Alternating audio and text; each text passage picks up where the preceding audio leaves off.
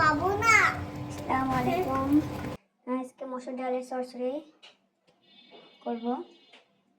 প্রথমে মসুর ডালটা ভালোভাবে পরিষ্কার করে নিয়েছি, তারপর কড়াইতে নিয়ে নিলাম। মসুর ডালের সাথে আলু দিলাম, একটা আলু কুচি, তারপর পেঁয়াজ কুচি, রসুন কুচি, কাঁচামরিচ কেটে দিলাম, স্বাদ মতো লবণ, স্বাদ মতো হলুদের গুঁড়া, পরিমাণ মতো হলুদের গুঁড়া, পরিমাণ মতো মরিচের গুঁড়া, পরিমাণ মতো ধনিয়া গুঁড়া, একটু দারচিনি দিলাম, দারচিনি, এলাচ,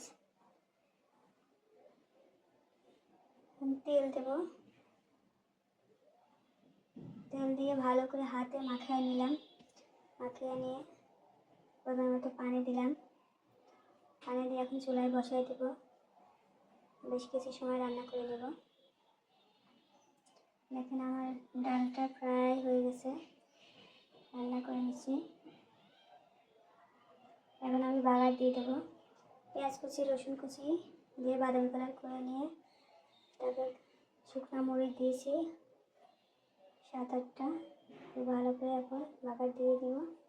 ডালের চচ্চড়ি আমার হয়ে গেল। কেমন লাগছে সবাই জানায়েন।